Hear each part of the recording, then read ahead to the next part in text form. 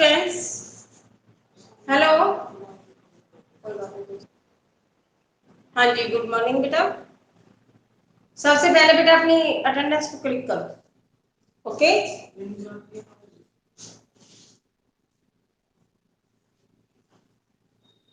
Hello. हाँ जी बेटा, अटेंडेंस को क्लिक कीजिए। कर दी? हेलो,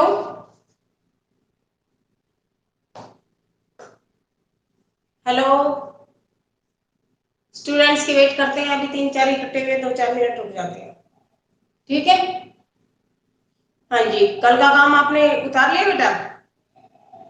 हेलो, जब तक बाकी बच्चे नहीं आते एक बार अपना फेस दिखाओ, कौन कौन आया। नेहा, दिखाओ बेटा, स्क्रीन पे आओ।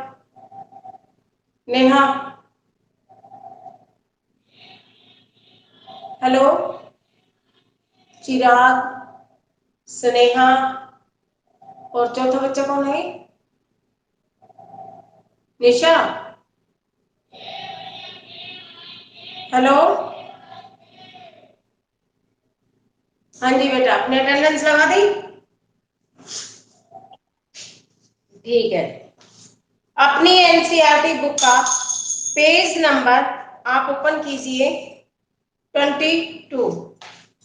ठीक है, कल जो हमने पढ़ा था उससे आगे के टॉपिक को आज क्लियर करेंगे। आज पेज नंबर 22 निकालिए अपनी बुक का और टॉपिक निकालिए प्रायद्वीपीय नदियां। कौन सी नदियां? प्रायद्वीपीय।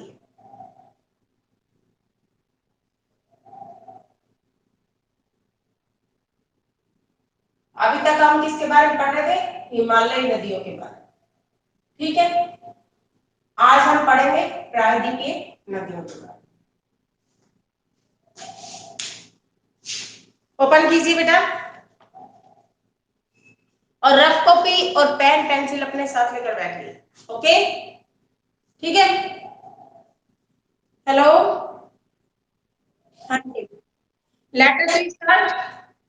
यहां से आज की डेट डाल दीजिए जहां से प्रायद्वीपीय नदियां हैं। प्रायद्वीपीय भारत में मुख्य जल विभाजक का निर्माण पश्चिमी घाटों द्वारा होता है। यानी जो प्रायद्वीपीय नदियां हैं, जल विभाजक का, जल को बांटने का जो कार्य होता है वो प्रायद्वीपीय नदियों में किसके द्वारा होता है? पश्चिमी घाटों के द्वारा। 2 घाट होते हैं, देखो इस तरह से। आज हम नीचे की नदियों के बारे में अध्ययन करेंगे।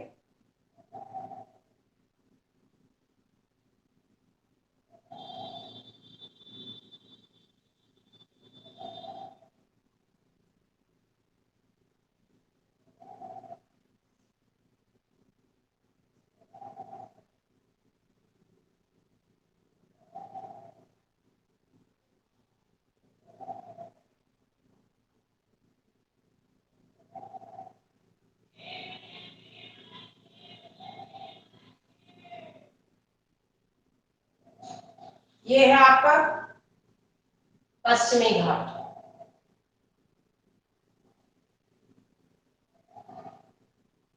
ये है आपका पूर्वी घाट। क्योंकि ये पूर्व की तरफ स्थित है इसलिए इसको कहेंगे पूर्वी घाट। ये है आपकी बंगाल की खाड़ी। मेन मेन जो चीजें आज हमने पढ़नी है उनसे रिलेटेड जो भी चीजें हैं उनको देख लो। ठीक है, बंगाल की खाड़ी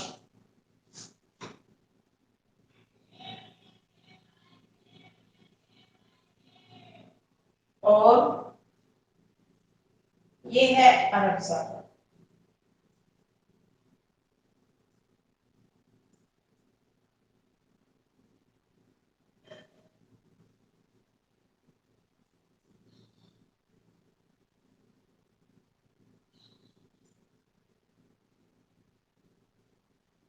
ये है अंडमान निकोबार द्वीप समूह। अंडमान निकोबार, और ये है आपका लक्षद्वीप।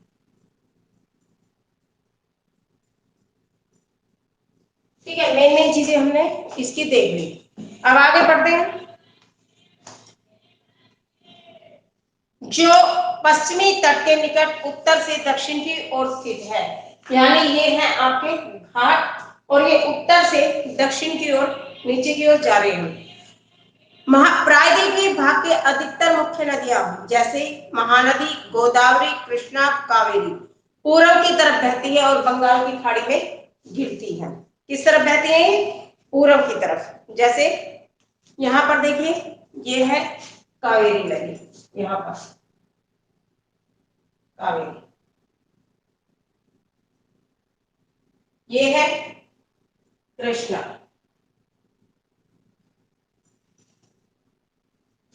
इससे थोड़ा सा ऊपर कृष्णा इस मोड़ पे है,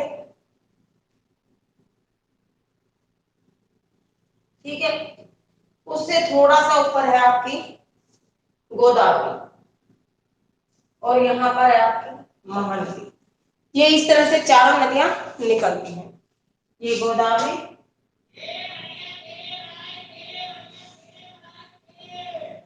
ये महानदी, और देखो इनकी जो ढाल है ये यहां से निकलते हुए कहां बह रहे हैं? बंगाल की खाड़ी में। यहां पर दो नदियां हैं, नर्मदा और ताप्ती। ये पांचों छह जो नदियां हैं ये सब क्या है? प्रायद्वीपीय नदियां हैं। और ये किधर से किधर तक बहती हैं? बस ये दो नदियां जो है नर्मदा और ताप्ती, ये भ्रंश घाटी से होकर अरब सागर में गिरती हैं। बाकी सारी नदियां बंगाल की खाड़ी में जाती हैं। देखिए, नोट करते जाइए, मैथ के साथ साथ जो भी मैंने आपको बताया यहाँ बना रही हूँ जो ड्राइंग, वो सब नोट करते जाओ।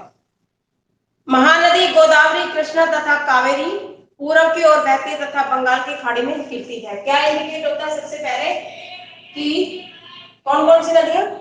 आप यहां से लिखो, जो प्रायद्वीपीय नदियां हैं ये कहां से कहां तक स्थित है, पहले तो ये लिखना है।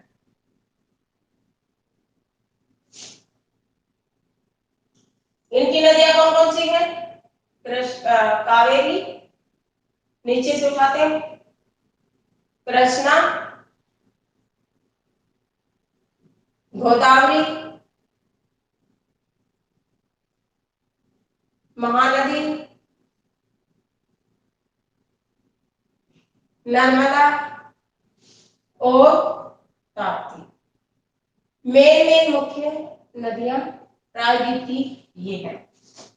ये नदियां कहां से बहती है? उत्तर से दक्षिण की ओर। हमारी उत्तर दिशा ये यहां से बहती हुई है, नीचे कहां तक आती है? दक्षिण तक। और ये नदियां अपने मुहाने पर डेल्टा का निर्माण करती हैं। जो चार नदियां हैं, कावेरी, कृष्णा, गोदावरी और महानदी, ये चारों नदियां डेल्टा का निर्माण करती हैं। और बाकी ये आपको इंडिकेट हो जाएगा इससे, ये डेल्टा का। और ये जो दो नदियां हैं ये ज्वार मुख बनाती है। आपको यह अंतर ध्यान में रखना है। नर्मदा और ताप्ती ज्वार मुख का निर्माण करती हैं, बाकी चारों नदियां डेल्टा बनाती हैं।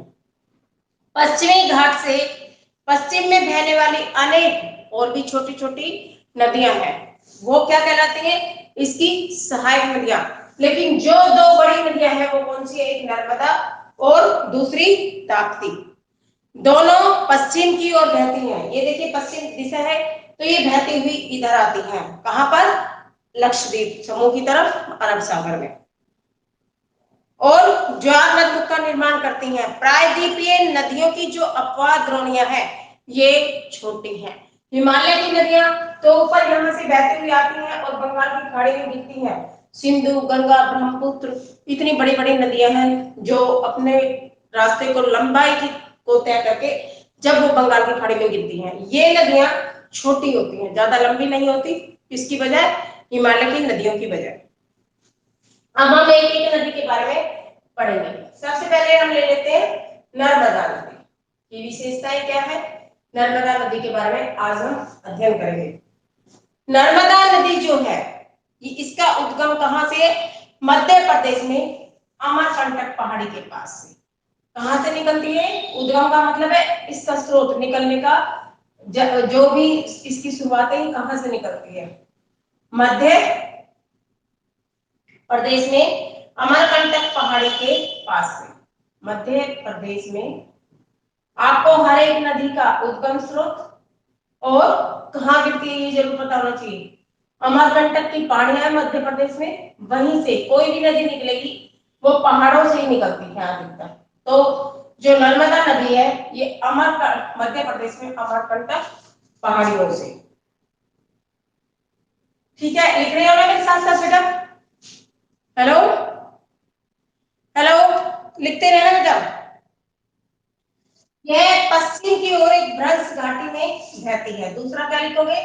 यह पश्चिम की ओर किसमें बहती है? भ्रंश घाटी, यानी जब चट्टानों में तोड़फोड़ की प्रक्रिया होती है तो उससे घाटियों का निर्माण होता है, चट्टानें टूट कर नीचे की तरफ गिरने लगती हैं।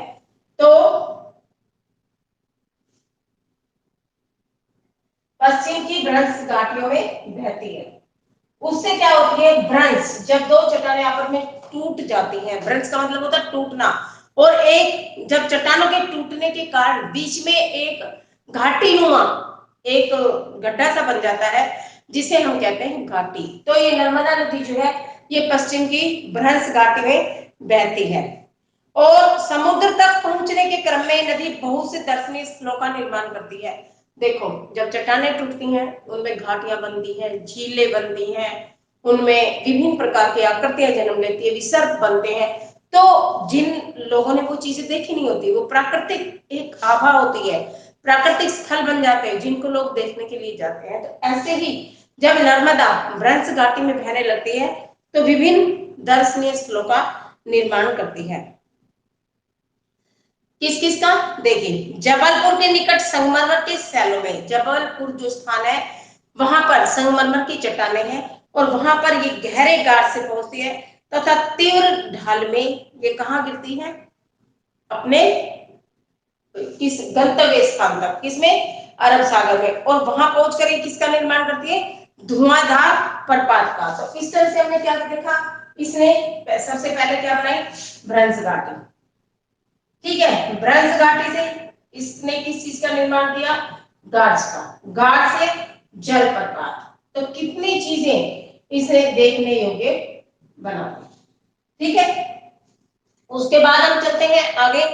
नर्मदा की सभी सहायक नदियां बहुत छोटी हैं, इनमें से अधिकतर समकोण सहायक नदियों के बारे में मैंने बताया था आपको कि कुछ नदियां ऐसी होती हैं जो इधर उधर से बहती हुई आती हैं, और एक कोई भी बड़ी नदी होती है जब उनके रास्ते में वो दिखती है तो वो सारी नदियां उसमें समाहित हो जाती हैं और वो उस नदी की क्या कहलाती हैं? सहायक नदियां। इस तरह से एक छोटी छोटी नदियों का एक बड़ी एक मुख्य नदी में मिल जाना क्या कहलाता है? सहायक नदी।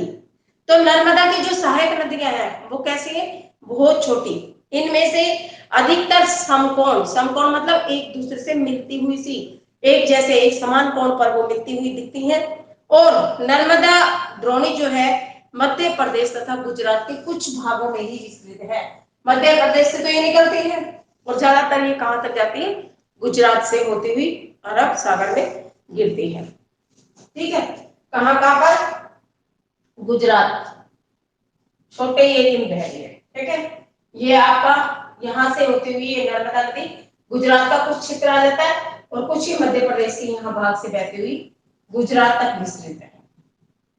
उसके बाद हम दूसरी कौन सी नदी के ऊपर पढ़ेंगे? पहली हो गई नर्मदा, दूसरी हम पढ़ते हैं ताप्ती नदी। ठीक है, जिसको कई बार तापी नदी के नाम से भी बोला जाता है। तापी नदी जो है इसका उद्गम भी मध्य प्रदेश से ही है। ध्यान रखना आपने, जो नर्मदा थी उसका उद्गम भी मध्य प्रदेश से था और तापी नदी का भी मध्य प्रदेश में, बस पहाड़ियों में अंतर है। नर्मदा अमरकंटक पहाड़ियों से निकलती थी और तापी जो है ये सतपुड़ा पहाड़ियों से। समझ आ रहा है बेटा? हेलो, समझ आ रहा है बच्चों? ठीक है बेटा, म्यूट करके नहीं बैठो, please give me answer. Hello, अब जो तापी द्रोणी है ये बैतूल जिले में, मध्य प्रदेश का जो बैतूल जिला है वहां से, मध्य प्रदेश में सतपुड़ा पहाड़ियों से, और मध्य प्रदेश के कौन से जिले से? बैतूल। आपको जगह का नाम याद रखना है। मध्य प्रदेश, जैसे हमारे हरियाणा में जिले हैं महेंद्रगढ़, रेवाड़ी, दादरी, इसी तरह से ये मध्य प्रदेश में सतपुड़ा पहाड़ियों से निकलती है, लेकिन वो पहाड़ियां कहां पर है? बैतूल जिले में। यह नदी भी नर्मदा के समानांतर भ्रंश घाटी में बहती है, यानी जो तापी नदी है यह भी कहां बहती है? भ्रंश घाटी में। भ्रंश घाटी में चट्टानों की तोड़ फोड़ से जो चट्टानें टूटकर एक घाटी का निर्माण करते हैं उसे भ्रंश घाटी कहते हैं।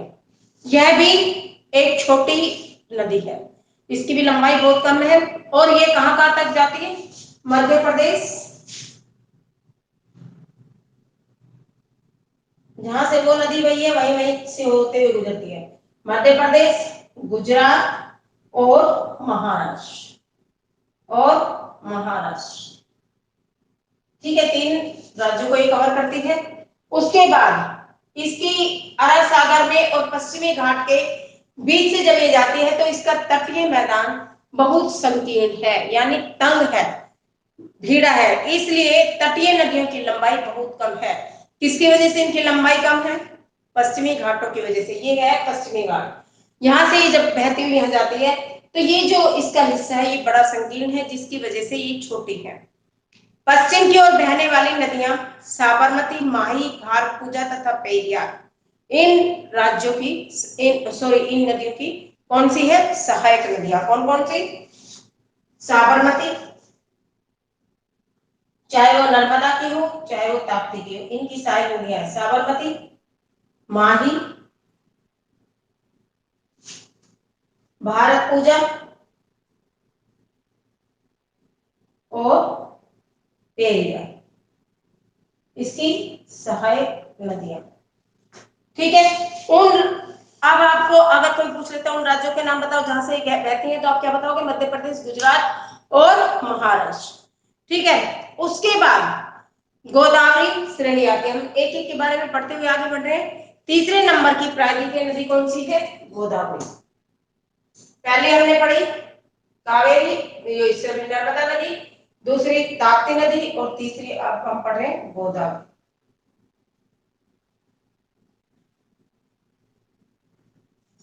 गोदावरी नदी जो है ये सबसे बड़ी प्रायद्वीपीय नदी है। अभी तक की सब नदियों में प्रायद्वीप की सबसे बड़ी और सबसे लंबी नदी है। सबसे बड़ी, इसे दक्षिण की गंगा के नाम से जाना जाता है। सबसे बड़ी प्रायद्वीपीय। इनको प्रायद्वीपीय क्यों कहते हैं? क्योंकि ये मानसून पर निर्भर करती है। इनके पास कोई बर्फ नहीं होती, कोई हिमालय पर्वत जैसी सुविधाएं नहीं है जो ये बर्फ जमी रहे और बर्फ पिघल कर नदियों का रूप ले ले। ये केवल जब बारिश का मौसम आएगा, मानसून होगा, तभी ये नदियां बहती हैं। ऑलवेज इनमें थोड़ा बहुत पानी रहता होगा, उससे बहती है, लेकिन अपने फ्लो पर ये तब आती है जब बारिश आती है। ठीक है, तो सबसे बड़ी प्रायद्वीपीय नदी कौन सी है? गोदावरी। ये कहां से निकलती है? महाराष्ट्र के नासिक जिले से। महाराष्ट्र के नासिक जिले से ये सबसे लंबी नदी है आपकी प्रायद्वीपीय नदियों से। साउथ की नदी है, ठीक है। इसकी लंबाई 1500 किलोमीटर है। कितनी लंबाई है? वो छोटी नदी है इसलिए उनकी नहीं दी होगी। 1500 किलोमीटर के लगभग लंबी है इसकी लंबाई। ठीक, और यह बहकर कहां जाती है? बंगाल की खाड़ी में। देखिए यहां पर है, तो ये गिरते हुए कहां पर जाती है? बंगाल की खाड़ी में। प्रायद्वीपीय नदियों में इसका जो अपवाह तंत्र है, यानी बहने का जो इसका अपवाह है, वो सबसे बड़ा है। इसकी जो सहायक नदियां हैं वो कौन कौन सी हैं? पूर्णा, वर्धा, प्राणिता, मांजरा, वेनगंगा और पेनगंगा। कौन कौन सी? पूर्णा, वर्धा, मेनगंगा, पेनगंगा, एक जैसे से नाम है, देख लेना। प्राणिता, मांजरा।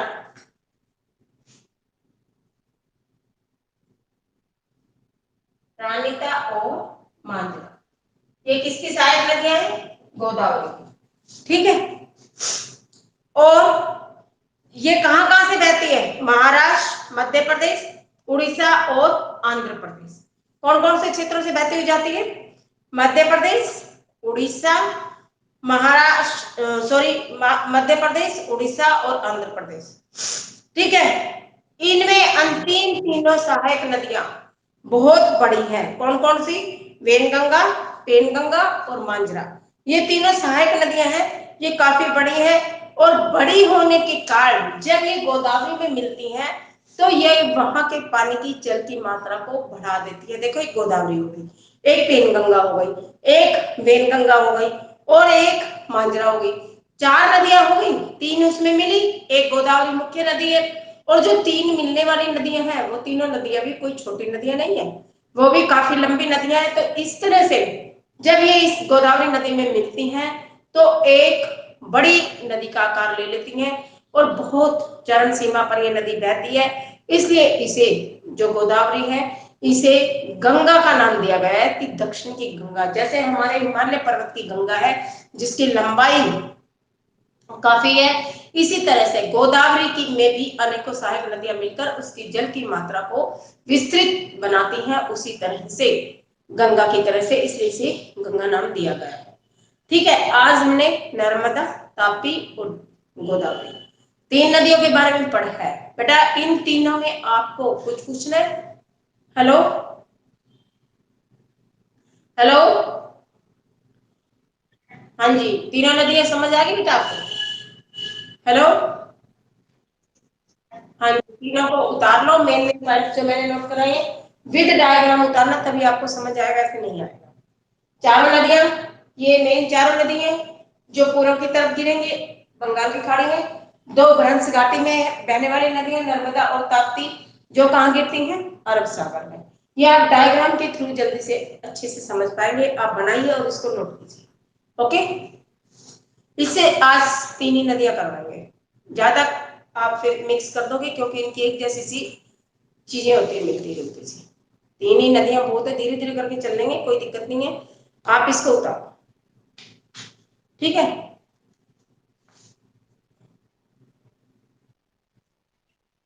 उतारो,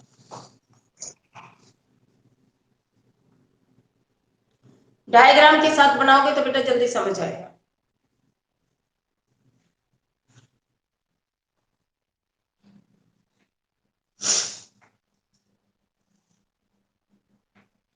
प्रायद्वीपीय नदियां जो भी हैं, इनका उद्गम स्थान कहाँ है? पठारों से। पठारी पहाड़ियां होती है जहां से ये निकलती हैं, और ये द्रोणियां हिमालय की द्रोणियों से कम होती हैं। द्रोणियों का मतलब होता है नदियां, हिमालय से बहने वाली जो नदियां होती हैं उनसे ये कम होती हैं, और ये चौड़ी होती है तथा कम गहरी घाटियों से गुजरती हैं। पूर्ण रूप से ये विकसित होती है। इनकी जो अपर्दन क्रिया है वो बहुत कम होती है क्योंकि नदियां कम है यहाँ पे, और यहाँ पर चट्टानें कम है। पठारी क्षेत्रों में छोटी चट्टानें। कैसी होती है नदियां? मौसमी। गोदावरी, कृष्णा, कावेरी, नर्मदा, ताप्ती, महानदी इसकी मुख्य नदियां है, प्रायद्वीप। ओके, मेन मेन चीजें बेटा आप यहाँ से उतार लो, डायग्राम बना लो, आपको पता होना चाहिए। और मैप अपनी एनसीईआरटी की बुक से आज जो भी नदियां मैंने पढ़ाई है आप वहां से देख लेना कहाँ से ये निकलती है और कहाँ गिरती है, इनकी कितनी लंबाई है। आपको मैप में अगर पूछ ले कि बताइए कावेरी नदी कहाँ पर है, कृष्णा कहाँ पर है, नर्मदा कहाँ, ताप्ती कहाँ, तो आपको पता होना चाहिए, उसका एक मार्क बना लीजिए। देखो, नर्मदा और ताप्ती बिल्कुल यहाँ से निकलती है, इसके पास, गुजरात के पास। ठीक है, यहाँ पर मध्य प्रदेश के आसपास, यहाँ से।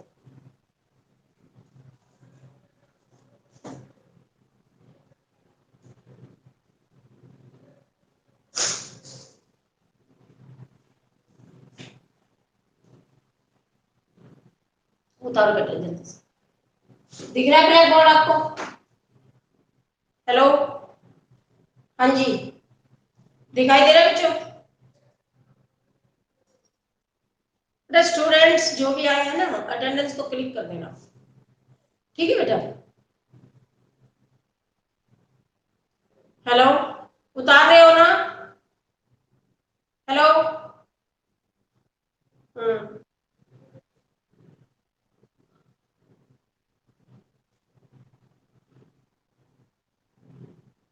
वैसे तो आज हम दो ही नदियां बच गई थी, कृष्णा और कावेरी, इनको भी खत्म कर सकते थे। महानदी कहती है अभी तक, गोदावरी तक पड़ा हुआ है, 3 नदियां रहती हैं, कल कराएंगे काम अपना। डेली की डेली जो भी पिक भेजी जा रही है, जो भी क्वेश्चंस की आपको जो भी भेजी जाती है, आप उसे उतारा कीजिए। सीआर ऐप जो है वहां से नोटिस कर लिया।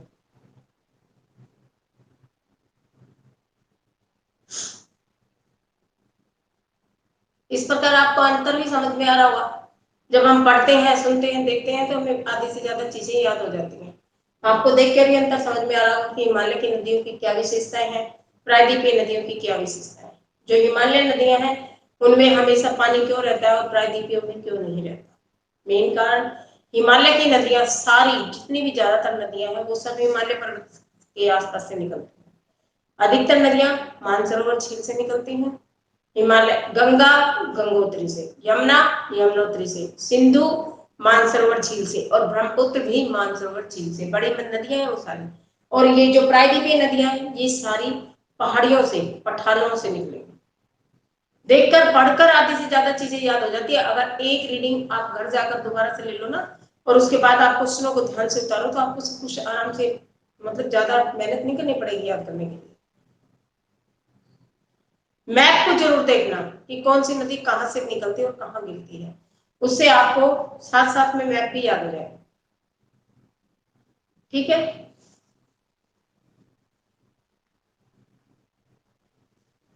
हेलो।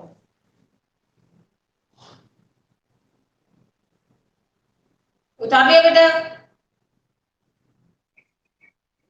डायग्राम बना लिया इसका? मैप का डायग्राम बनाओ। हाँ, दिखाओ मुझे, दिखाओ। एक बच्चा मेरे को ऊपर करके दिखाओ, दिखाओ जल्दी से। बस, चीज मांगते लेफ्ट आउट होना शुरू हो जाओ। ठीक है, दिखाओ मुझे, बनाया तो। हेलो। चलो जी, आपकी नेक्स्ट क्लास का टाइम हो रहा है, आप लेफ्ट आउट कर सकते हैं। हेलो। मजा नहीं आ रहा भाई बेटा पढ़ाने में? 6 6 7 7 बच्चे आप जुड़ते हो और लास्ट तक दो भी नहीं रहते हो, दो भी भाग जाते हो। हेलो।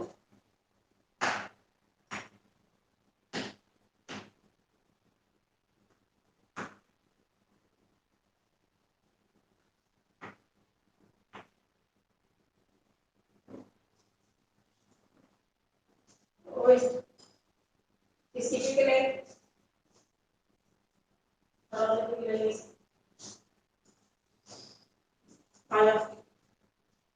हाँ जी।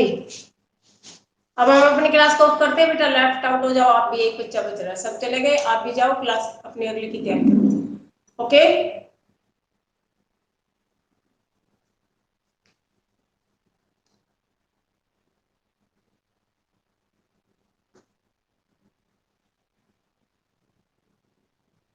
कौन है ये बच्चा?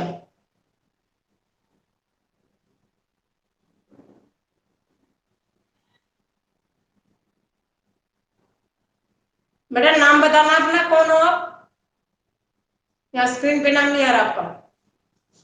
ठीक है, ओके, गुड बाय।